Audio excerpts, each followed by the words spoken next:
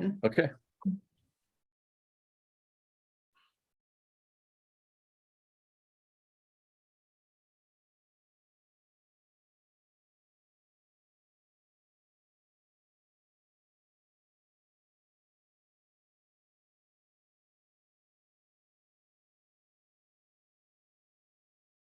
Welcome in, everyone, and happy Thanksgiving week. Still have a few more entering. Just give us a minute or two.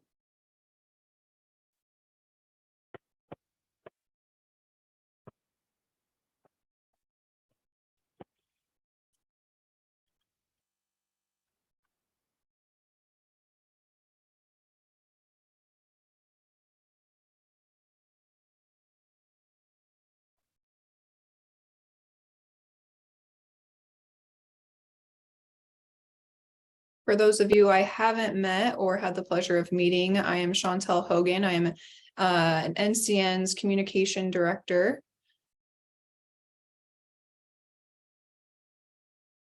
And Pete, whenever you're ready, you can go ahead and get started. All righty. Thank you, Chantel, and welcome everybody to today's webinar. And it comes at a short week here, but we need to really communicate effectively over the next few weeks.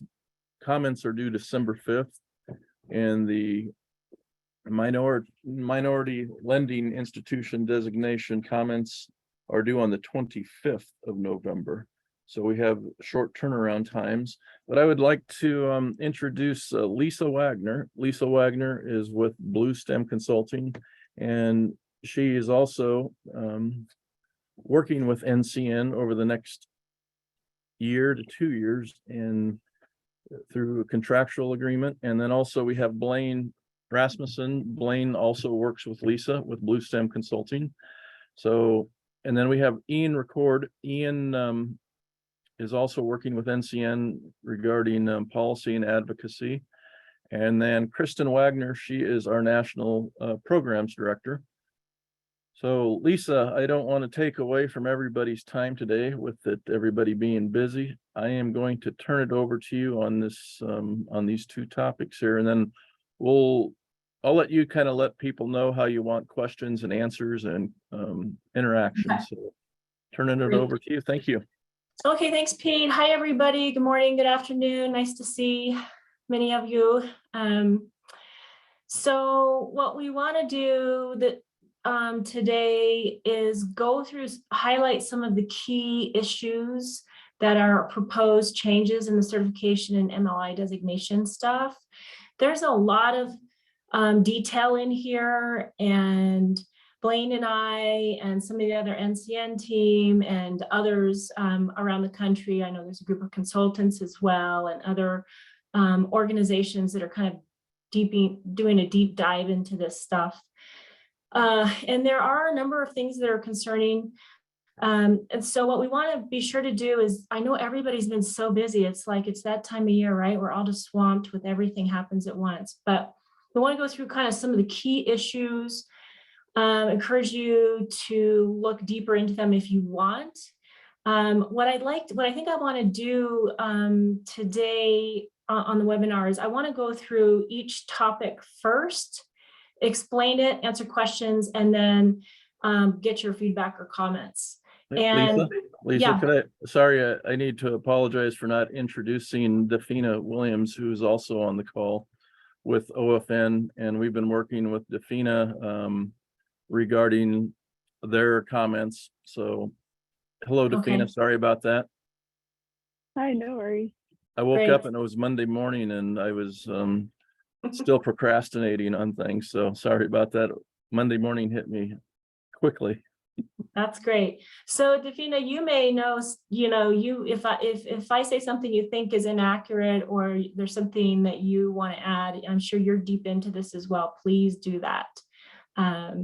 Okay, so let me just jump in.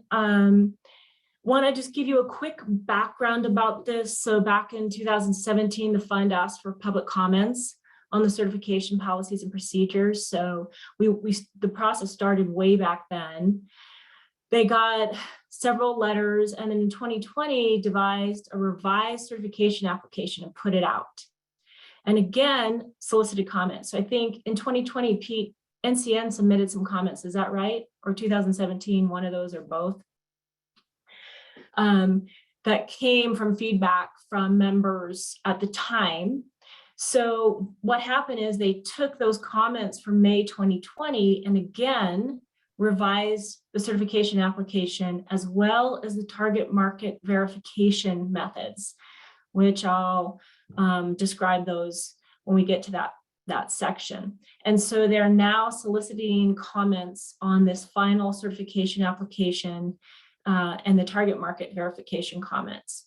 Okay, so this has been an ongoing process. Our sense is that they feel like they've made a lot of the changes already from the 2017 and 2020 comments.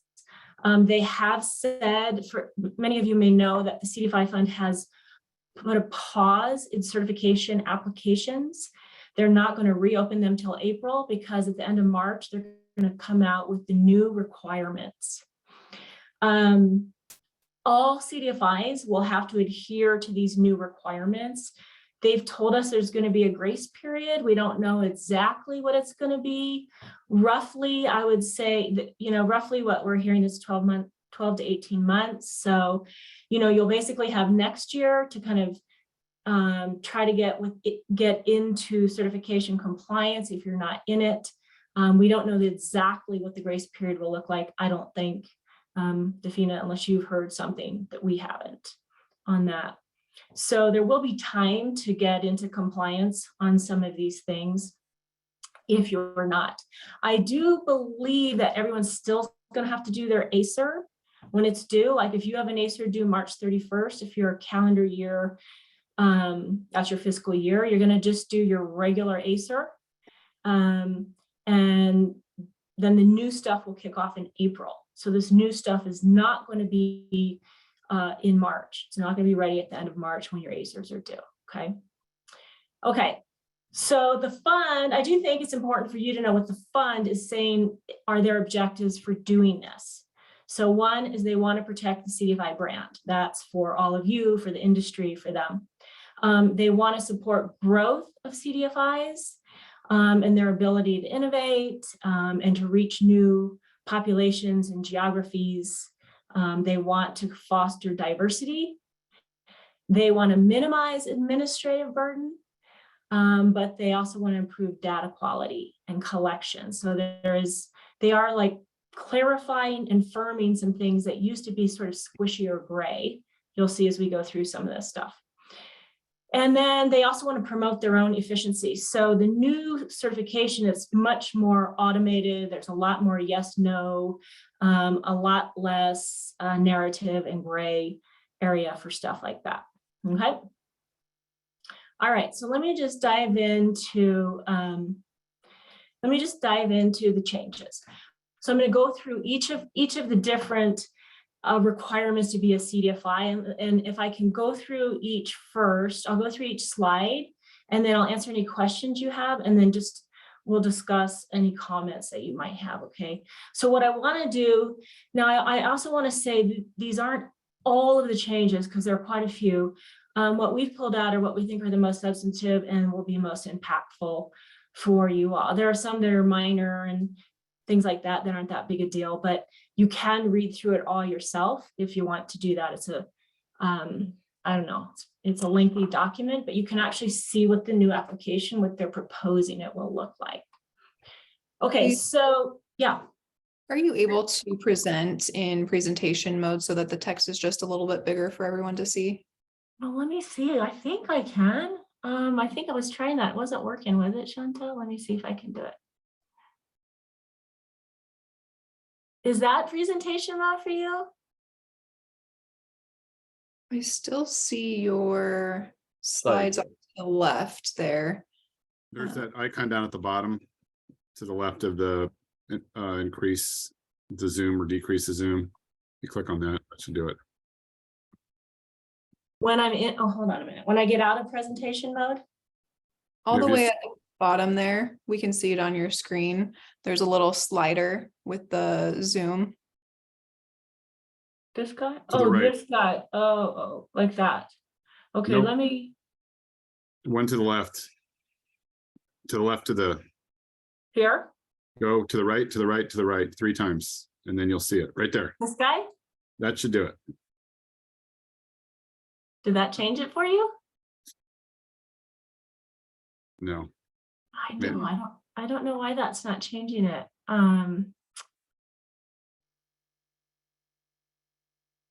So let me see if I can make this any bigger. Did that help any? That's bigger on my screen. That's better. Is it better? Let me see if I can do it any bigger than that. Little better? Yep. Good. Okay. Thank you. I know technology is not my strength. Okay, so let's start with the primary mission. One of the new changes is that they're going to require a board-approved strategic plan, basically that evidence community development strategy and ties to goals. We have asked them, and in some of the sessions that they've held, they haven't given us a lot of feedback, but they have said they are intentionally not making any specific requirements about this, about how long it needs to be or anything. It just needs to be board approved. They're not saying if you have to have, a big, extensive strategic plan or simple 2-page strategic plan. It just needs to evidence community development strategy and your goals, like lending, financing goals, to show that you have a mission to serve underserved people. Okay. So that will be a change. That will be something that's new that you will have to actually submit when you do your certification and your recertification. Okay. They are defining certain responsible financing practices. This is new. The fund is getting deeper into telling us as CDFIs what we can and can't do. So one thing is, for consumer and small business loans, you must demonstrate ability to repay. I think most people are already doing that, which basically means you need to be looking at income. And if you look down here for mortgages, you're going to have to verify borrower's income. You're going to have to get pay stubs. You have to get some kind of verification. So I think most people are doing this, but not everybody. But this also includes for small business loans, right? You have to have something in your underwriting that shows they can make the payment. They are putting some interest rate limitations in here. So if it's a consumer or a small business, your interest rate can't exceed 36 APR or the state limit. If it does, you're going to have to provide extra consumer protections, and you're going to have to explain why it needs to be higher. So you can do it, but they're going to be pretty tight about limiting if you can do it. Okay. So if you're a consumer lender, consumer lenders have been subject to the Truth in Lending Act, where you have to disclose the total loan cost to borrowers. The CDFI fund is now also going to require a similar type of disclosure to small business borrowers. So if you're doing a small business loan, you have to disclose the total loan cost to your borrowers. You have to do a similar kind of truth in lending disclosure to your borrowers so they can see that. I know not everyone is doing the truth in lending disclosure. So this is an issue, if you're lending on a reservation, you're chartered under your tribe, are you subject to those federal requirements? The CDFI fund is saying, yes, you are. Okay. Big change, something that's definitely going to impact many native CDFIs is the mortgage limitations. We did try to get clarification if we're talking about individual residential mortgages versus if you're doing housing development or some other type of mortgage. They don't actually clarify it. I suspect they meant residential, but we don't know for sure. So some limitations that are pretty significant. You cannot have interest only payments unless it's a forgivable loan. That's the only thing they're going to allow interest-only payments on. You cannot have a balloon payment on your mortgage. There's a maximum term of 30 years, and points and fees cannot exceed 3%. Okay, so this is a pretty significant change, and I know many of you are implementing some of these practices. For affiliates, affiliate is if you have a parent company that controls your CDFI or that provides financial products or services. That affiliate is also going to have to demonstrate a mission of community development. Only exclusion is if it's tribal government. So if your tribal government controls your entity, there's a few native CDFIs where that's still true, not many. The tribe doesn't have to meet the primary mission test. Okay, so this is primary mission. So if you have questions, you could type them in the chat, or you can just unmute yourself and ask your question. So I want to open up for a few minutes to take questions or comments. So what do you guys think about this? Do you have any comments, questions about it? I see some people going. Lisa, I have a quick question. This is Jeff. Hey, Jeff. Yeah. When it talks about like mortgage limitations, that's a significant one, right? And is that something that is going to be like a forward practice, or are they going to do a look back? Yeah, so good question. So right now what we know is that they're going to ask about your last 12 months. Okay. However, I do want to say, I believe that they're going to ask yes or no questions. Okay. There's one piece on here that I'm not clear about. And Defina, I don't know if you are, but you'll see as we get further, when we look at the financing entity test, they're going to go now to a 3-year average. So when you do your ACER, you're going to take the 3 years prior average, and you must meet the 60% test, but that is eligible financing products. So if you have to exclude these mortgages back to 3 years and it's an average, that could be a problem for people who have done a significant number of these. So I don't know, Davina, do you know the answer to that question? Have you heard it? Yeah, I actually do not. This is something that's been flagged by other folks as a concern as well. If that 3-year look back is looking at just whether or not you were providing financing, or whether it's looking at your products and sort of putting the new rules on your past activity, which I think has been something that is of concern to a lot of folks. So I think that's a place where we really need some clarity from the CDFI fund. For sure. Okay, thanks. Lisa? Yes. One thing, I did reach out to Michelle Dickens this morning and visited with her a little bit. And I asked her what happens if an organization does have balloon payments. I said, by you forcing them to, basically get rid of them, or forcing a CDFI to say, okay, now it's a 30-year AM. It's not fair either way, because if you don't have 30-year money, you can't convert it to a 30-year product.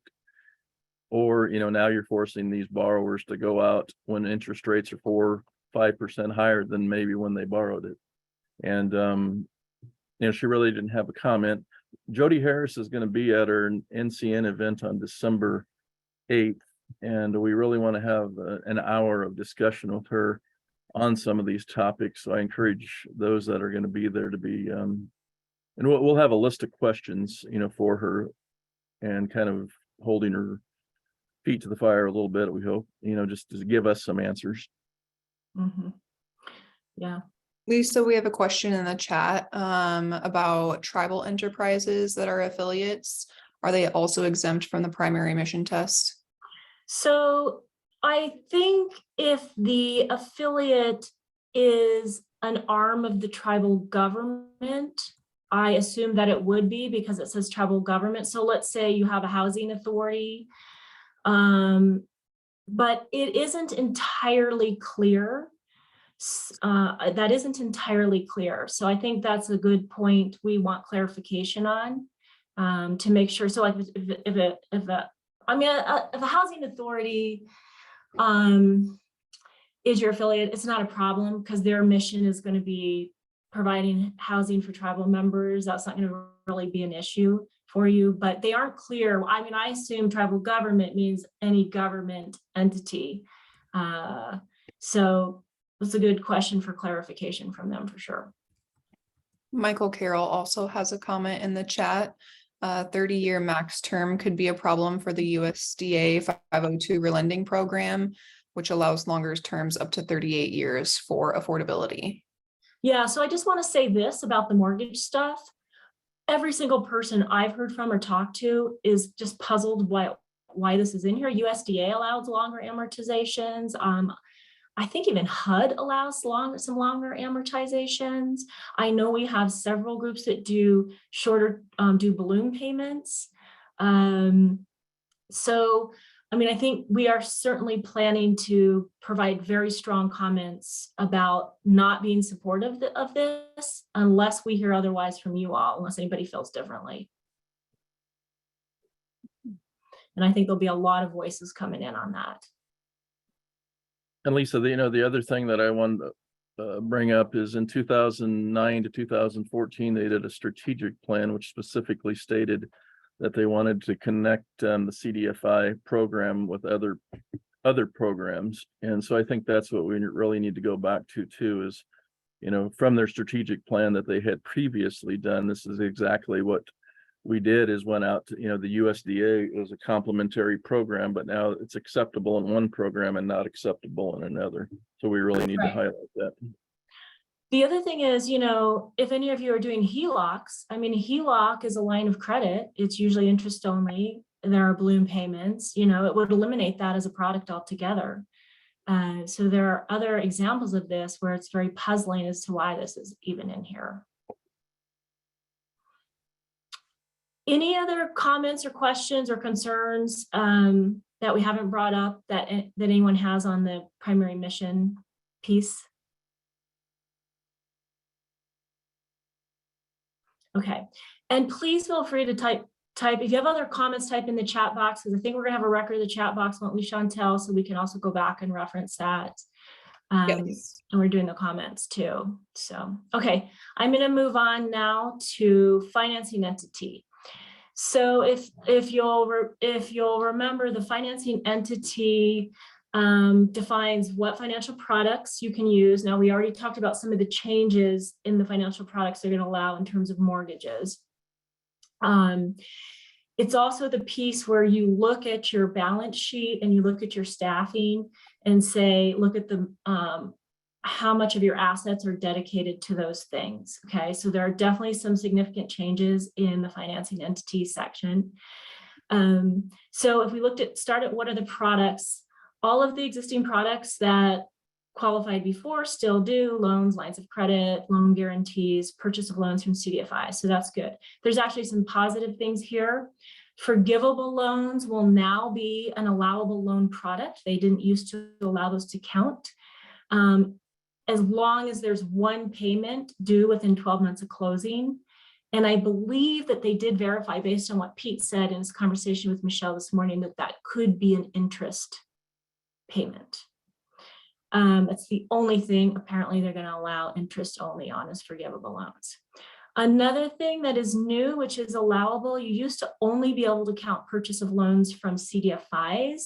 You can now count purchase of loans from another lender if the loans were made to members of your target market. Also, credit cards are allowed. I think they were allowed before, but it was unclear. So this is a clarification. So that's great for primarily for depository institutions. Okay, so now in terms of the financing entity test, a positive change is that it used to be, well, I'm going to say that there's a plus and a minus here. Under the old certification, a majority of your assets had to be dedicated to lending and development services. Okay, Now, what they're really focused on is just the lending or financing piece. So instead, the definition is going to change to a predominant amount of your activity is for financial products or financial services. What they mean by predominant is down here. It doesn't mean it has to be a majority, but it has to be the greatest amount of your assets. So let's say, for example, you have $1 million in assets and you have 40% of your assets are for lending capital, loans receivable, and your lending staff time, right? That's fine as long as no other group of assets are more than that. So then maybe your development services assets portion is 35%, and then your admin and fundraising is 25%. That would be okay because the biggest chunk of your assets are dedicated to financial products and services, okay? So that is a change. The positive is it's not majority. The negative piece to that is that development services no longer count. They're not part of the equation. So you have to have a predominance of both your assets and your staff time. Okay, so same thing with your staff time. Let's say you have one person who does 75% of their time for lending, 20% for development services, 5% for admin. So we've always had to break that out in the ACER. But now they used to add development services and financing together, and it had to be at least 50%. Now your development services staff time does not count. They're only looking at financial products. The other thing is for new applicants, they're only looking at the most recently completed fiscal year, not at anything that's happened year to date. So any questions or concerns about that? We have a question to define development services more clearly. Okay, yeah, so I am actually going to talk about some of the changes in development services because there are some changes, but mostly development services is your training and your technical assistance to your clients. So if you're doing one-on-one meeting with them to help them develop a business plan, or you're doing a home buyer education training or financial capability training, those are all development services. There have been some changes in the definition, but that's not going to impact you here because they're not counting development services in this financing entity test any longer. So what I suspect is that the financing entity test is not a problem, but the staff time test is going to be a problem for some people who do a lot of development services. So I wonder what your all thoughts are on that. Does anybody anticipate that being a problem, to have to demonstrate that you have staff time, that the predominance of your staff time is going to financing?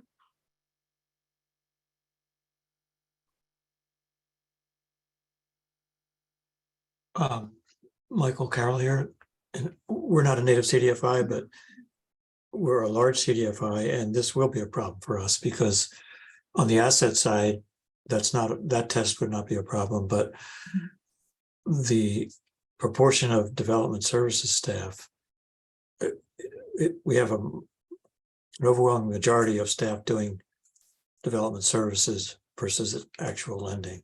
So this would be a big problem for us. Mm-hmm. I think we'd have to spin off the CDFI piece or something to Right. make it work. Yeah. Okay. Thanks, Michael. And it looks like we got a couple of people in the chat who agree. Anybody else anticipate this being a problem for them? I know for many of the groups I've worked with, it's going to be a problem, I think. I have a question from Cindy Middlestat. It's Chantel, do you want to go ahead with that one there? I think Russ has the same question.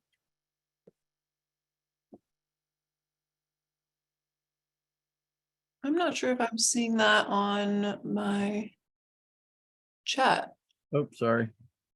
Here we go. Cindy Middlestead, it's a significant time invested in coaching borrowers to navigate home buying process and business loans. Right. Yeah, I think you're right, Cindy. I think so, if you have 2 lending staff and you have 3 development services, or even if you think about how you split up your time, you're not going to meet this test. And it is, they are saying it is it's a yes or no. And if it's a no, you don't pass, you're not certified. There's not in the current proposed application a place to explain if your development services on the staff time is heavier, and there did used to be, and they've eliminated that. So There was one question from Stephanie. How can we secure a good loan without doing development services? right. So I mean, the definition of a CDFI includes development services. That's what the D is, right? And in fact, the fund requires that you do at least one development service. It is a requirement. So yeah, I mean, it's definitely going to create a challenge for people. Yeah. And Lisa, what Michelle told me this morning is that you have to have one designated approved developmental service tied to a particular product. Yeah. So I will hit the we'll dig into the development service more deeply. So it sounds like there definitely will be people this will impact. So this is something I think NCN is certainly planning to comment on. If you have other thoughts or opinions about it, let us know. You can email any one of us directly or type it in the chat box.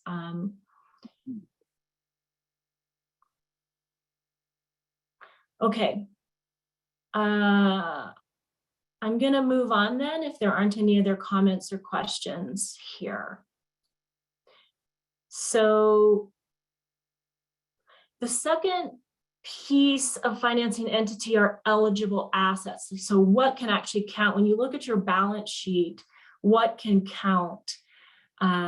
So in the past, existing has been, what the financing assets are what you might imagine, your loans receivable, your on balance sheet lending capital. So if you have a line of credit you can tap into, you can't count that. That's off balance sheet. Some of the things that they've clarified that are new are assets that support your operating or staffing costs related to your direct lending. So your loan officer salary, for example. If you have money sitting in the bank from, let's say, a grant or portion of the cash that's sitting in there that's to cover your loan, some of your lending staff, you can count that cash, okay?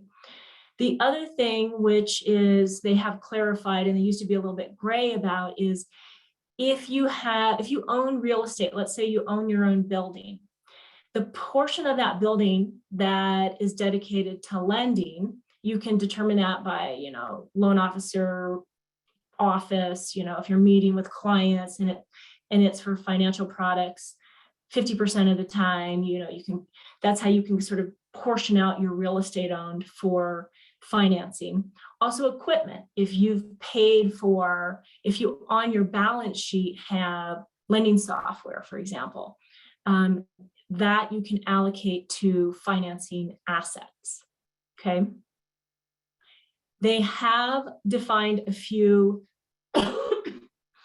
new ineligible assets. So one of them that we talked about is the development services, okay? That no longer counts, it used to. So if you have a grant, let's say a receivable, or you have cash in the bank that is specifically for development services, let's say you're a microlender, an SBA microlender, or a USDA, you have a USDA RMAP, which has a technical assistance component, and that grant is a receivable or in cash on your balance sheet for the TA, you cannot include that as part of your financing assets, okay?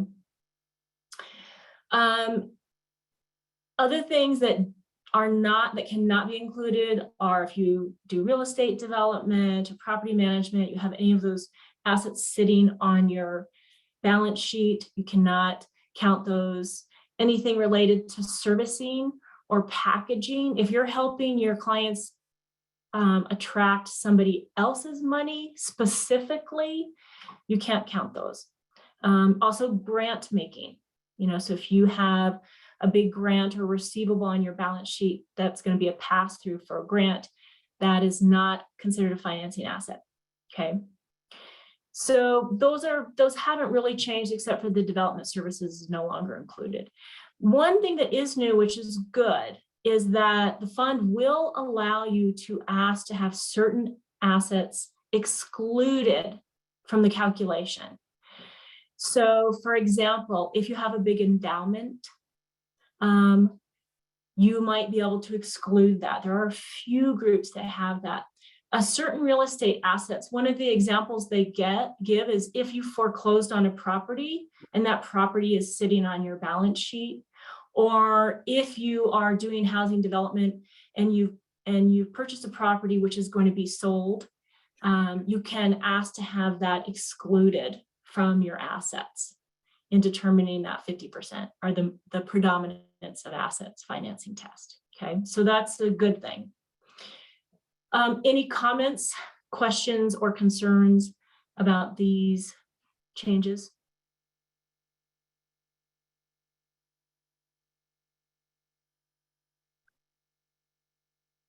And Lisa, one thing I'll visit with you, Blaine, and probably Ian about too, but the strategic plan that they did from 2009 to 2014 specifically stated that, that developmental services and everything that we're talking about here to a certain degree, it goes back to what they stated in their strategic plan that must be no longer valid, but we need to bring it to their attention that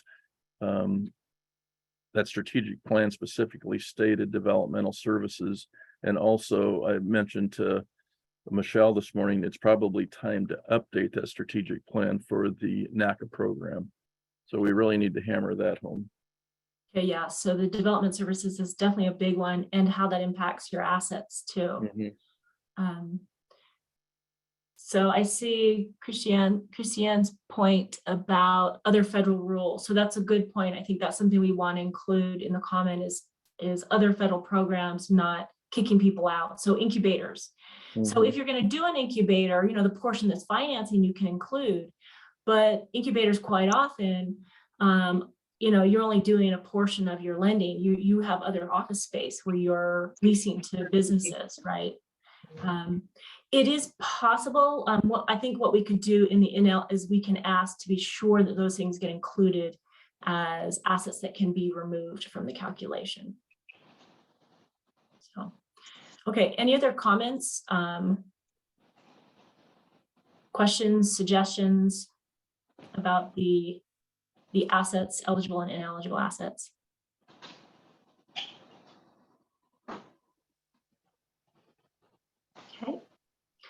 Okay, I'm going to move on now to target market. So some good things in the target market area.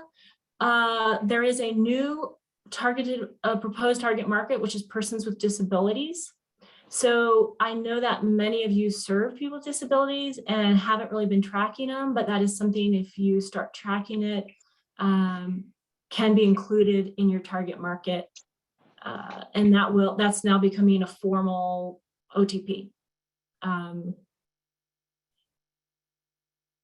Really good news for many people is that the geographic requirements are essentially getting eliminated for OTP, other targeted populations, and low-income targeted populations. So if you're serving Native people, low-income people, people with disabilities, you do not have to designate a geographic area. You can do those loans anywhere you want. So that's going to simplify things for a lot of people.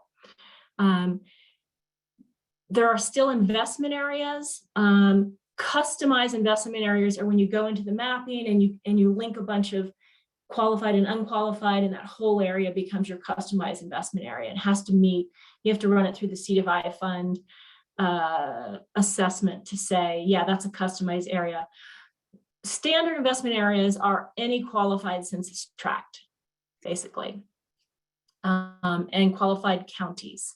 So those will still remain. Again, you don't have to define within a state or anything like that. If you're serving in qualified census tracts, qualified counties, those will automatically count as a target market if you want them to, okay? Okay, so that's good news. One change that may impact some people is that the CDFI fund has always required 60% of your financing to be to one or more, a combination of your target markets. They are now saying both the number and the dollar amount must qualify. And this is where they're looking at the 3-year rolling average that we mentioned earlier. In the past, the fund has allowed, if your dollar amount is high enough, sometimes your number might be a little bit low. So let's say you make, 90% of your loans, the number of your loans are to Native people, but you have a large loan that might be to a non-Native person. So you might dip just below that 60% for that. The fund in the past has allowed that. This is especially, I think, impactful for smaller groups, but now they are making a clear line. If the number and the dollar amount aren't at least 60% to your target market, you will not be recertified. No, there's no arguing or writing a narrative to justify why that happened. It is a 3-year rolling average though, so you're not just gonna have to look at 1 year. And I think that would be actually mostly beneficial to people.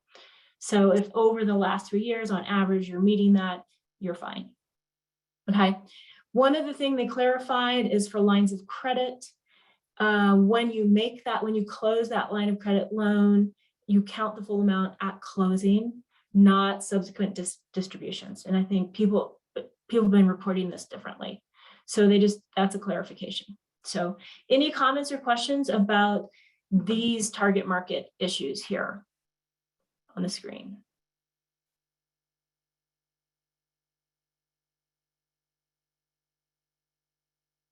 Anything that anybody is concerned about? Lisa, this is Cindy Locks, and I do have a question there. If we have, say, like a construction or a development loan that isn't fully dispersed at loan closing, but it may take, say, a year's time for that construction to happen, is that affected in any way on the subsequent disbursements? No, I believe, Cindy, that they would call that would be treated the same as the line of credit. The full amount of the loan would be recognized for ACER reporting, for TLR reporting at the time of closing. And then when you do subsequent disbursements, you don't report those as loans made as part of your ACER report. Did that answer your question? Yes, thank you. One other thing they said is they are going to use TLR instead of having you do 2 reports for this ACER. They're going to use your TLR report for your certification report. So everybody needs to be super careful and mindful about that TLR report. And actually, for new groups applying, they are going to have to submit the TLR prior to applying to make sure they meet the 60%, this hardline 60%. Okay, any other comments, concerns, or questions about this part of the target market changes?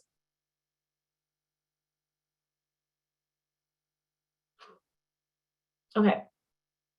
So the second part of target market is assessment methodology. So you might remember, you might not, that you get asked, how you verify that you're serving your target market. Like, how do you know you made a loan within a Native community or to a Native person? So the fund has done a lot in these proposed changes to clarify this.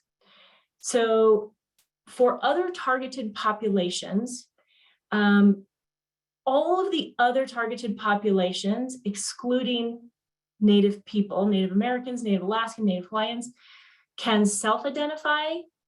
Your client or your borrower can self-identify, or as the financing entity, you can visually assess the person and say, yes, they're Hispanic, they're African American, they're a person with a disability. Also, with Hispanic people, they've given a list of surnames. If they have the surname, they automatically qualify. I don't know where they came up with those, but okay. So I want you to know that and understand that. For Native people, Native American, Native Alaskan, Native Hawaiian, and actually other Pacific Islanders is another one that's been added. You cannot self-identify. You cannot visually assess as the lender. The only way you are allowed to determine and verify that you are making a loan to a Native person is through a government issued or tribal government issued identification or documentation for Native American and Native Alaskan. For Native Hawaiian, it's Hawaiian Registry Card. That's it. That is how you are allowed to assess. And I've put here what, then they specifically say what documentation they will accept. Tribal enrollment cards, a certificate of degree of Indian blood, tribal census document that lists, it must list the name of the person, or a letter on the tribe's letterhead. You can go to the tribe and ask the tribe to write you a letter, okay? Also for Native Alaskans and Native Hawaiians, they must reside in Alaska or Hawaii. That hasn't changed, but I do feel like it's important to highlight that here because it's not required for Native American. So one of the questions that the fund is actually asking is this okay? Are there other types of assessment that you would like to see? So let me see if I wanted to go through this. Okay, so this pretty much I'm just re-summarizing here, okay, what I told you. I think I duplicated my slides. Blaine did them perfectly and then I duplicated them. Okay, so the fund is actually asking, they are saying this is what they're proposing. So what we want to ask is, are there other methods that you think the fund should deem acceptable to assess Native OTP status? What are they? If so, what are they? Is this acceptable? Yes. Lisa, this is Jeff at Hawaii Community Lending. Yeah, hi Jeff. Hey, it's interesting. There's multiple entities that have claimed Hawaiian Registry Card status. And so if we have recommendations on number one that you have listed here, is it best to get them to you, to Pete? Like, what's the best way to get you folks some ideas on this? However, it's easiest for you, Jeff. If you want to get on a call, you want to email it, yeah. I think it's pretty straightforward. I think even the entity that issues registry cards has a process, or one of the entities rather, has other forms that can be used rather than getting a Hawaiian registry card. So it's almost like they have a list of things that I think we could kind of lean into, but I can send you folks an email. And if you want to follow up, we can, but it seems pretty straightforward to me. Okay, yeah, send us an email, Jeff, for sure. Because Okay. we do want to get that right. Okay. Yeah. And Lisa, I have one comment. Okay. I'm just wondering why people with disabilities and those of color can self-identify, but then they're requiring a Native individual to prove that they're Native and not self-identify. Like, why is that so different? Is it because we have a means to identify? Okay, I'm gonna give you what I think is the answer, Cindy, but I guess I'm being recorded. I should be careful. I believe that you used to, like 10 years ago, you used to be able to self-identify for native OTP. Maybe it was longer, but there were a couple of groups. There was an effort by a few groups who pushed to have this happen because they felt like there were some groups getting native CDFI certification. So I think, Cindy, it's around native CDFIs actually get certified and get an allocation, a special allocation. And there were, I don't even know how big the group was or anything like that, who said, people are getting certified as native CDFIs and they're not. And they pushed to get this tightened up. I believe that that's why it happened, although I can't say with 100% certainty. I mean, Pete, I don't know if you can add to that or not, but I think that's what happened.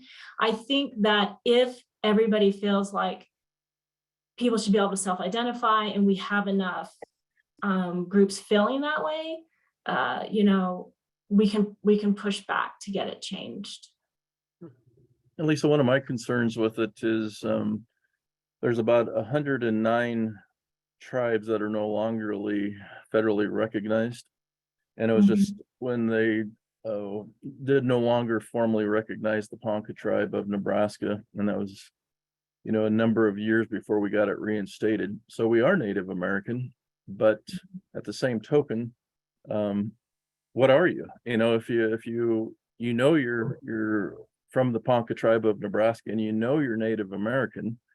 So to me, that's, you know, that is one that really needs to be challenged, because I know several Native Americans from no longer federally recognized tribes that I know are Native American, and it's just mind-boggling on why they would do that. But yeah, and state tribes, I don't believe state tribes are allowed, are considered in this.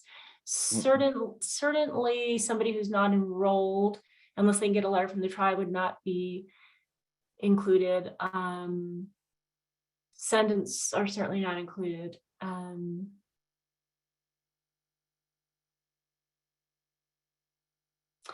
and Cindy also has a comment in there, says clarification: is a national CDFI then permitted to assist Alaska Native in a state where the business is not located, or if a person resides in a state where the borrower does not reside? So I'm not sure if I understand your question entirely, Cindy, but so a national CDFI could certainly lend in Hawaii or Alaska, but only Native Hawaiians that live in Hawaii will count as target market. So a Native Hawaiian who lives in California would not count as a loan to a target. You can make a loan to them, but it's not going to consider a loan to the target market if your OTP is Native Hawaiian. Same for Native Alaskans. Did that answer your question, Cindy? Looks like Rolina has her hand raised in the chat. Rolina, do you have a comment or question? Yeah, I had a question, just clarity on the language, especially around Native Alaskans and Native Hawaiians, as we are the only ones who have to be residents within the state. Our mission actually falls in line of beneficiaries of Hawaiian homelands, and we have more Hawaiians living on the continent than we actually do here. So it limits our reach if we're talking about what can be counted in terms of for the assessments, if that makes sense. So is there a way we can put in comments to not limit just our two Native groups? Yeah, absolutely. I mean, I don't know why it's limited. Maybe one of you know better than I do. That one I don't really know or even understand. Yeah. I mean, we've got Native Alaskans that live down here, and you know, we have a ton up there. So yeah. Okay, thanks. And Lisa, yes, so thank you for that question. However, similar to the, what we just heard, you know, with a lot of government contracting around the US, particularly with the Alaska Native corporations and shareholders and their descendants, those individuals are relocating to other states for employment and quality of life. So Is not that being where that able, came from, Cindy? Is that where that came from? Is that You know- contract, government contracting? I don't know, but it certainly has the characteristics of it. Yeah. Yeah. So that is a huge concern. And, you know, these are individuals who are bettering their lives or better employment opportunities, you know, more financial security, things like that. So it's almost, and I don't use this word lightly, but what I'm hearing, it just feels discriminatory. Mhm. Yeah, I mean, I don't disagree. Right. Okay, so, I mean, it sounds like, you know, if you have a different opinion, you can let us know, but it sounds like this is definitely something that we want to comment on strongly about allowing Native Hawaiians and Native Alaskans to count no matter where they live. And then what about this documentation? So is there anybody who is opposed to self-identifying for Native populations, or visual assessment of the lender as it is for the other OTPs? Is, you know, and I mean, if you don't want to say it in front of the group, you can email us separately, but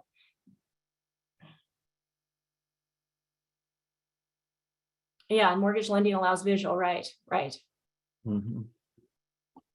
Okay, well, you can, you know, please let us know comments about this. I feel like this is a big issue. These comments aren't due until December 19th. We have a little bit more time to formulate these. The one Or other, Elisa, just to clarify, the certification requirements are due December 5th, but the target market clarification isn't due until December 19th. correct, the assessment methodologies Yeah. one, right, which is where this issue is located. And One we'll of be the able to other, talk to Jody Harris about that when she's there. right, at the NCN meeting. That's a great Yeah. idea, right? There are several questions in there, but one of the other ones I felt like would be certainly, we felt like would be impactful for you all, want to get your opinions on it, is the fund is asking right now, if you're making a loan to a business, let's say you have an investment area of a reservation, okay? And you're making a loan to a business that's on that reservation, or maybe it's your OTP. Your OTP is native. Your OTP is native person. You want to make a loan to a person who's going to open a business on the reservation, but they are not native, and your OTP is native. Right now, that would not qualify. Do you think that if a financial product that is made to a business not owned by a member of the OTP, in this case, a native person, but that is providing jobs, products, or services to that population should count? Another example is affordable housing. Affordable housing developer is one that jumps out. So wonder what your thoughts are about that one. The fund is actually asking, what do you think about this? Should they count or not? Right now, that it does not count as it's proposed.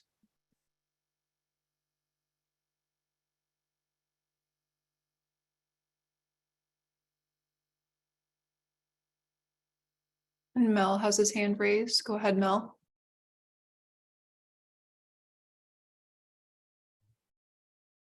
Thank you. I think there's something that we need to point out as a general principle in all of this comments is that the designation for Native people and for tribes is a trust responsibility, and it's grounded within our trust responsibility. We're not, I mean, we can, for the designation for these definitions, be included as a targeted population. However, that our designation is grounded within the trust responsibility between the federal government to tribes. And I think that needs to be an overarching principle that's included, because we don't want to have that general principle diminished. the areas related to, I'm sorry, with tribal designation, I mean, I don't have a specific response to that, but I do think that, you know, state recognized tribes and those people that do have a process for identifying tribal identity is important to recognize. In addition, for like example, the Indian Housing Block Grant has a number of tribes that have been grandfathered into the Indian Housing Block Grant program. 184 program is extended nationally for Alaska Natives throughout all those states. So I don't understand the conflicting. I think maybe a general note is to make sure that the regulations are not conflicting with other housing programs that are existing, and to make sure that they're following in line with those. Thank you. Thanks, Mel.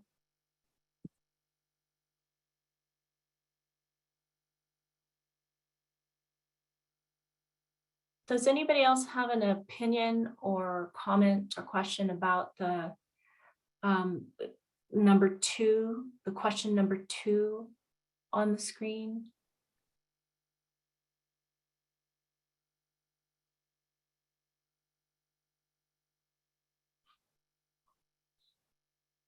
If you do, please email us and let us know. This is something the fund is asking us, and so we do want to respond if people have comments about this. Okay. Okay, I'm going to keep moving. Let's see, did we have any other questions, Chantel? I didn't skip anybody, did I? We had one earlier from Stephanie. They have a home construction loan with interest only payments and wondering if that will be affected. I think that was part of this slide. Yeah, I mean, that's part of the financing entity piece, I think, the interest only component, and it is another example of an interest only mortgage. Construction loans that we want to highlight as an example. So under the current proposal, it does not appear that those would be allowed, just as mortgage loans with interest only, which would be many construction loans. So that is a good point and something that we want to highlight as an example loan product that would not be allowed under the current proposed changes. So thank you. Okay, I'm going to go on to development services now. So there are some changes in the development services section.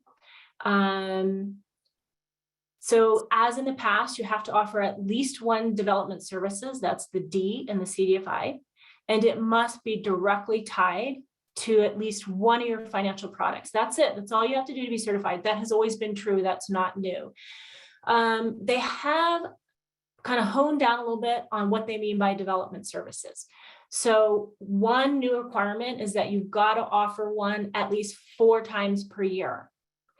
They don't really say when, they want it to be ongoing. Like you can't just do it one training in a year and that counts, okay? Also not new, but that they are clarifying a little bit is that you have to have control over the content and delivery. So if you're contracting with somebody else to do this, you need to have an MOU, you need to have something that allows you some control. So you know that what's being provided to your clients is directly tied to your financial product, okay? They have, for the first time, actually listed some things that they are not going to count as development services. So now let me be clear too. This doesn't mean that you can't do these things. It's just that they're not going to count as your development service for the development service test, okay? The other thing I think is important to remember is if they translate these definitions across the fund, which we have to assume they will, if you get an FA award, you've been able to use FA for development services. I think we have to assume, and this is something we will ask for clarification on, that if they change the definition of development services and exclude these things, you cannot then use any of your FA dollars to pay for these things, which you have been able to in the past. So those are how it really affects you. You can still do these things. It won't prevent you from being a CDFI. But that's probably the biggest impact. The other impact will be if we ask them to revise the staffing test so that development service plus financing is a majority. This would also affect that, because the things that they are saying don't count would not be able to be included. Okay, so anything not directly linked does not count. I think what they saw is they've seen people like making referrals. They put out a newsletter and they say that's a development service, marketing. So they're not allowing those to count as your development service. One of the big things that I think will impact many of you are they are not allowing workshops for children to count. They have not defined what they mean by children, but we have to assume right now, let's say you're doing financial capability training in the high school or a youth entrepreneurship program, that is not going to count as a development service any longer. And Lisa, that again, that's very contradictory to the strategic plan that they had developed, because specifically they noted that Native communities needed developmental services to develop a pipeline, and they specifically mentioned youth in that particular report. So we need to mention that. Yeah. Presentations made at one-off events. So if you go to a conference in your state or something and you present on your organization, that's not going to count as a development service. Marketing activities won't count. Any like publicly online training. So I know that there are one or two of you in the past who had used, like said, okay, if you go do credit when credit is due, and you complete that and bring us your completion, that will count as your financial capability training. That will no longer be allowed to count. It's not that big a deal because it probably doesn't take a bunch of your time. You're not allocating resources and stuff. So for what this definition means, that probably doesn't really matter. But it is something that they're counting out, calling out as not counting. And then finally, they are saying unstructured conversations. So I'm not sure what that means, but I think they're just like, if a client comes in and asks you about, if you're going to the rodeo this weekend, like that's not going to count as a development service. I'm not sure, but. Lisa, again, that'd be very contradictory to the Navigators program that's currently running. Yeah. So does anybody have any comments, questions, or concerns about these changes that you see here?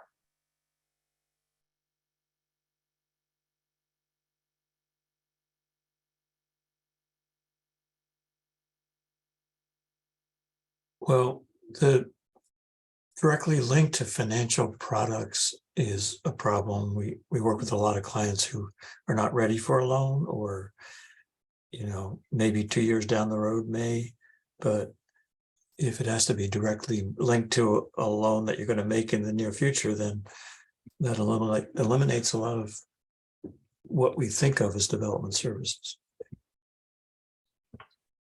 Yeah, for sure. Mm-hmm. I'm not. Yeah. Oh, sorry. Go ahead. Go ahead. I was just going to say, we do a lot of financial assessment or financial literacy sessions, and oftentimes, much like what Michael said, later down the line, people will come in after they've completed that type of session, and they want to go in a little bit deeper to see what they might qualify for. So that would kind of affect us greatly. Okay, great. Thanks, Rolina. And we also have clients who may qualify for other financial products and or federal or state assistance that, will benefit from our development services to them, but we won't make them a loan. Right, and they are explicitly saying that does not count. They're making an explicit link to what you're providing as development services is helping them access your financial products. That is differentiation from the past, I believe. I'm not quite sure that they mean there needs to be a direct link to a closed loan or closed financial product, but like I think they give an example in the guidance. Like if you're doing housing counseling, then you need to offer a mortgage product. So I don't think that everyone you provide development services to has to get a loan, but that it has to be related to the types of eligible financial products that you're making, unless you guys understood that differently. No, I think that's exactly right, Amy. You know, for example, I think that you used to be able to count, like if you did loan packaging for a loan with another lender, that would count. That no longer counts because that's clearly not for your financial product. But I think that the example of, okay, we do a business training, not everybody decides to start their business, that's okay. So I think you're right about that. It just has to be, you're trying to build the pipeline for your financial products. And the development services needs to be directly tied to that, not to somebody else's financial products. You can still do it. It just won't count under their definition. And remember, you only have to do one to qualify. So I don't think anybody's ever really had a problem with coming up with one that will qualify. The bigger issue where this is going to impact, I think, is on FA dollar spending, and if we are able to convince them to include development service staffing in the financing entity test. I think Yeah. what they're saying is that you can still do these services, but they won't count. Right, towards they your won't count for that definition, but you only have to show you do one and you get certified. So I don't think anybody's gonna have a problem with that, most likely. Yeah, you know, you make a good point though, and I actually hadn't even thought about the fact that this will probably roll over into FA funding definition of development services. And I do think the unstructured conversations could be a problem. The way that I'm thinking about that is like, if someone comes in and needs to learn about financial management, then you have to sort of have a mini curriculum to go through on your one-on-one with them. You can't just sort of wing it, which I think, you know, they're trying to remove ambiguity, but then they, you know, they put this weird thing in there that is pretty ambiguous. So If we think of, you know, the target market as the ultimate reason we're trying to serve, if we provide development services and determine with them in partnership that somebody else's product or some other program would be more beneficial than our own, we should be allowed to count that. Mhm.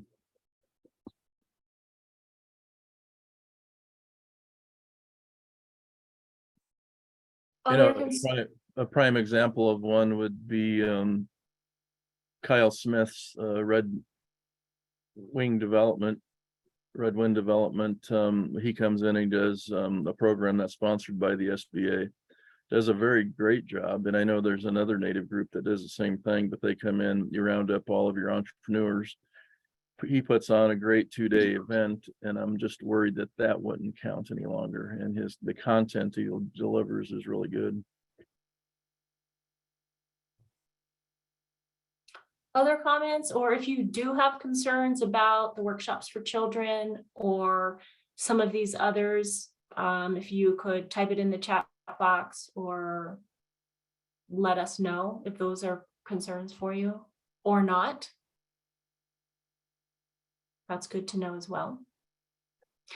Okay, I'm going to press on. The last section is accountability. So there are some changes in accountability. The good thing is they've actually given us some clear definition. Before it was sort of gray. So they've said your governing board must have at least 3 members. Advisory boards are still allowed. I didn't put them in here. They just further define what that needs to be. Like you have to have 5 members, they have to meet a certain number of times a year. Most native CDFIs use their governing board, but if you have questions about the advisory board, just reach out and I can go through those with you to make sure there aren't concerns. You must have, if you have multiple target markets, you must have at least 1 member who's accountable to each of your target markets. One big change is that on your board, you used to be able to have, as that would count as a representative, is a person who served on another board of directors, but that organization served your target market. They are no longer allowing board service to count as accountability. You must have an executive staff of an organization that serves your target market, okay? If that's how you're doing representation. For OTP, it can be the person.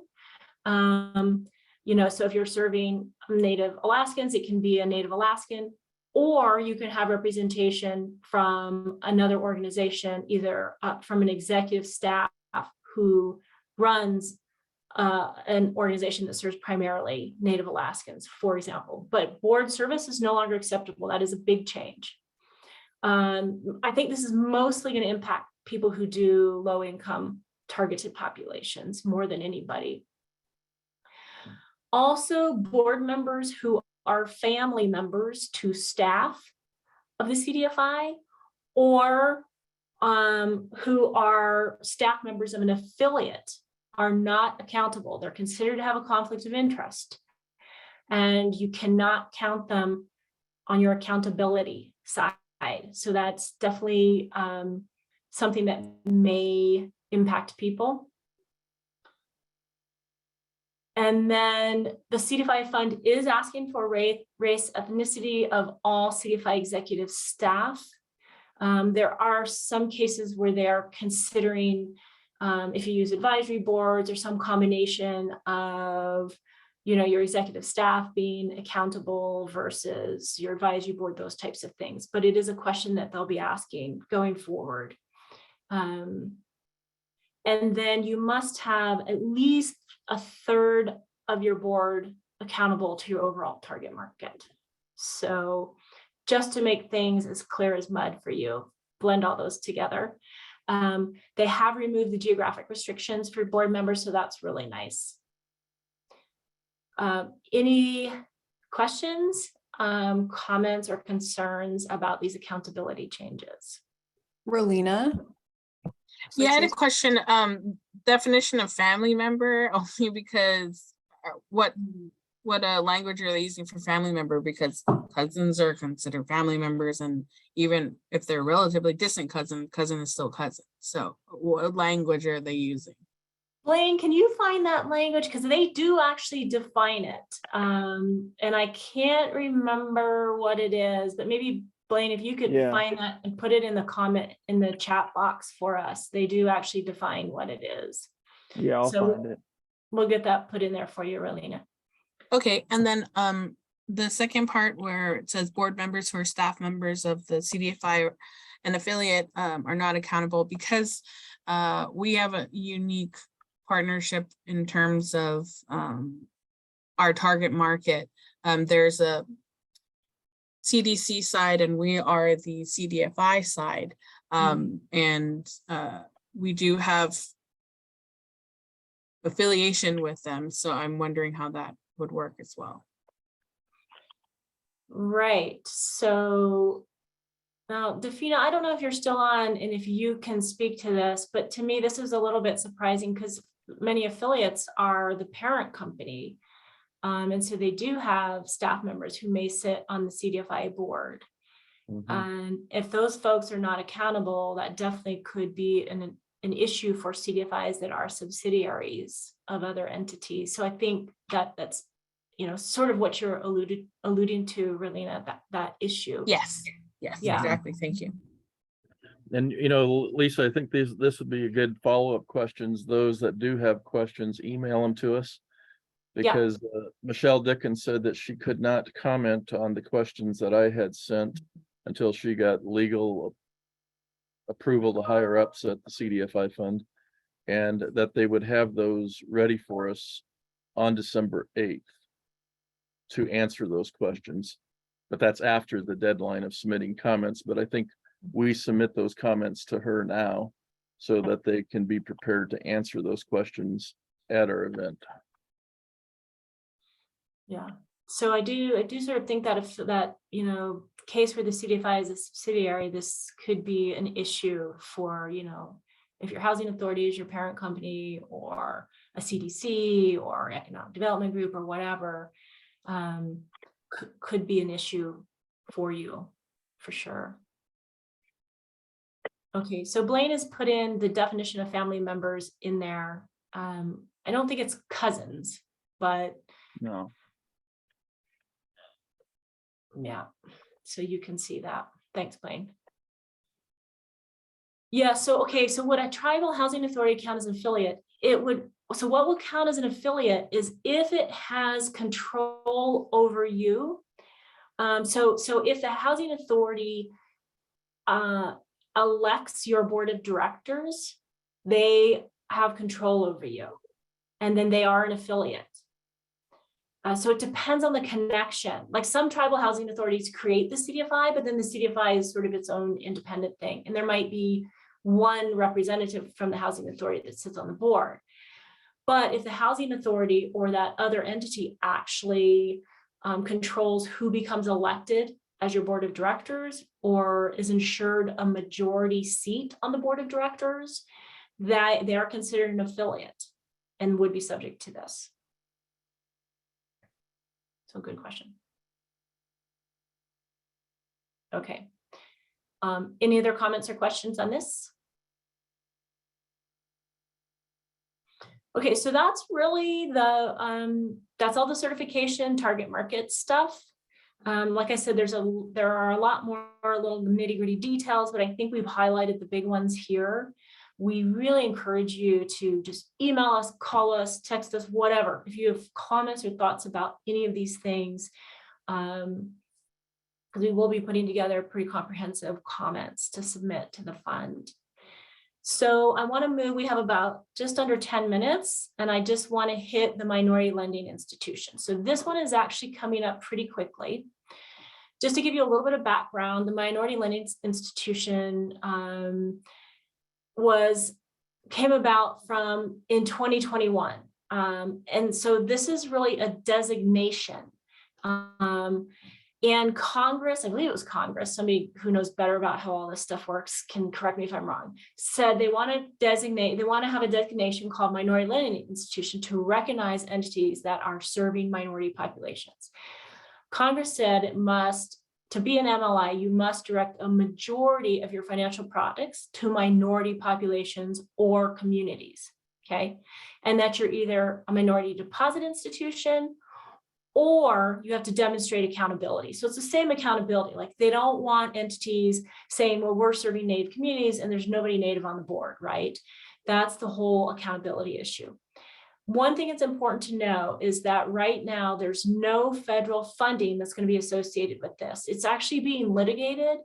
So we don't know what's going to happen. It is certainly possible that there will be in the future, or that there could be, you could get bonus points, you know, if you're applying for FA or something, if you're an MLI. Right now, there's nothing, we don't know if there will be. That remains to be seen. What we do know is that the CDFI fund is going to give the MLI designation, and they are going to make a list of MLIs available to the public on the CDFI fund's website. So I want to say this for right now. For Native CDFIs, you're already designated as a Native CDFI, which means funders who are looking to invest, they already know that you're serving minority populations. So as it stands right now, there's not really, you know, there's no direct benefit. However, there definitely could be in the future. It's certainly possible there will be some funds tied to the designation. So the CDFI fund, they're asking a few questions around this. I think there are two that are pretty critical for the Native CDFI industry. So one is, I want to start with the bottom one, not the first one. Okay, the bottom one is that the fund is, so we know that there are some entities out there, like NeighborWorks has told us they're going to recommend for non-native groups that the bar be higher than a majority, higher than 50%, that it be 60%. And they're also going to ask for some elevated accountability requirements. The question for native CDFIs, and that the fund is actually explicitly asking, is if you're a native CDFI, should you automatically be an MLI, or should you be subject to a different standard to get the MLI certification? So that's the first question I want to ask you all, what your thoughts are about that.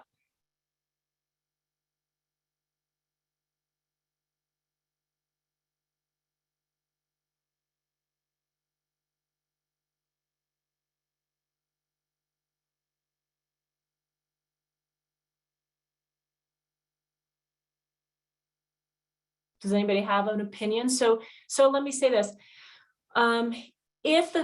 Would you find it acceptable if the fund said, no, if you're a native CDFI, we're not going to automatically say you're an MLI. You have to demonstrate a higher standard. You have to demonstrate that 60% of your lending goes to minority population. Right now, to be designated as a CDFI, native CDFI, you have to do at least 50% or more. Is it okay if there's a higher standard and then you have to apply through that higher standard? And I think we have to assume there would also be reporting required to maintain that designation. Or would you prefer that the two align? That if you're a native CDFI, you're automatically an MLI.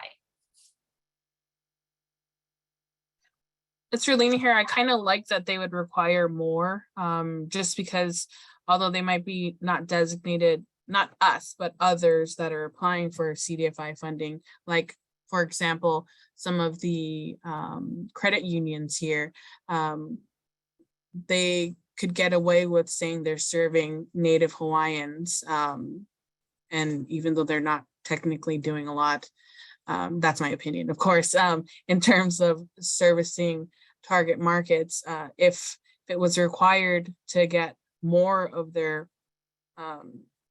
or more stringent in terms of 60% or more, I think some would drop off in terms of what they're saying they're serving and not really doing, but getting credit for it. Relina, are those groups that are native CDFIs that you're talking about? No, all of the native CDFIs in Hawaii do primarily service at, I would say, probably 75% or more. So wouldn't hurt us, but maybe some of the other banks or not banks, credit unions who are saying they service, they would be affected. And we don't necessarily, or I don't have a problem with that. I don't know about the others. I can't speak for everybody. And so do you feel that's the same for if you're a native CDFI, you would also then have to be held to that higher standard? I think it helps keep us all in check. So yeah, if it's a higher standard, we won't necessarily have mission creep if we're held to a higher standard too. I don't see a problem with it, but others might.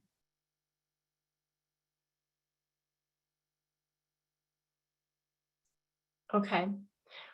So I think this would be good. These comments are due November 25th. They're coming up here pretty quickly. I am seeing in the chat box several people feeling like they should align. This is Meller. I think one of the things we need to go back again to that general principle, and that needs to be restated, that the designation of native CDFI is an extension of the trust responsibility from the federal government to tribes, and that's the reason why the program actually exists. Further, you never know if there is special additional regulations that may be afforded or provided to native CDFIs that may not be provided to other CDFIs. So maybe there's a way in which a strategy is employed for native CDFIs that allows us to target our native population as an extension of the trust responsibility or whatever, that then if we were a minority lending institution, that they may, it may not make us qualified for minority lending institutions. So I think that's where we need to be careful on making sure that it doesn't come back and backfire on us. Okay. Okay. So I think we're just about running out of time here. Hey, Lisa, you know, one thing would be good for everybody to do too, there's a study done in 2001 on the need for the creation of native CDFIs and more lending in native communities. So I think as a native CDFI myself, I understand not wanting to increase the standards above that 60%, but so I'm not getting confused on Mel's comment there. I still think that we need to go back to why native CDFIs were created, and there was a study done that was a need for capital in native communities. And then also going back to that 2014 strategic plan, because the majority of the things that they're trying to implement are very contrary to what the study talked about and also what the strategic plan talked about. And I have to go back to, there's 109 tribes that are no longer federally recognized, and myself being in one for 30 years, you were kind of in limbo. What race are you? What nationality are you if you're not Native American? So this is a topic that really kind of is very close to my heart. So I really think we have to take some firm action, quickly on this. So I really appreciate everybody's comments, everyone who joined and helped slog through this stuff. It's not the most exciting thing on a Monday, but these are really important issues for you all. And on this minority lending one, I think we would really like to hear from as many of you as we can on what your thoughts are about aligning versus having a higher threshold, and all of the other issues that are important to you. So I'm going to wrap it up and to be respectful of all your time. I know we've crammed quite a bit in. We have, you can access all the direct information yourself. The most critical thing we get comments on are the minority lending. There are proposed minor changes to PPR use of award and financial audits. They're pretty minor, so we didn't include them in here, but you can look at those.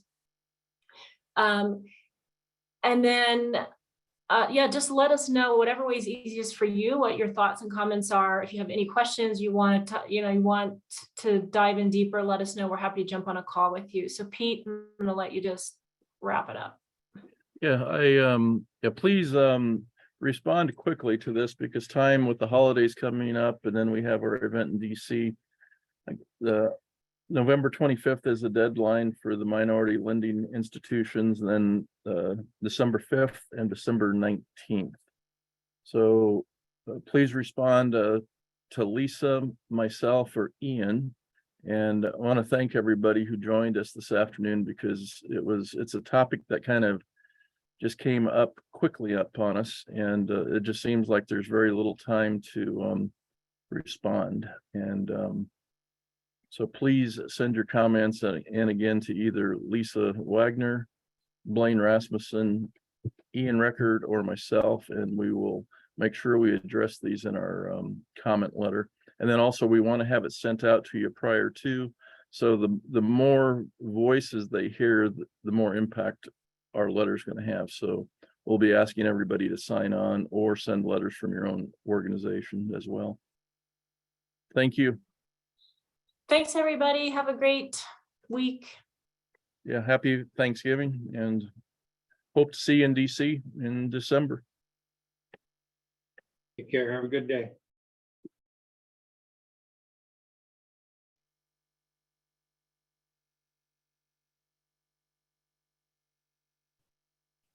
Hey, Lisa. Yeah. Yeah, 4 o'clock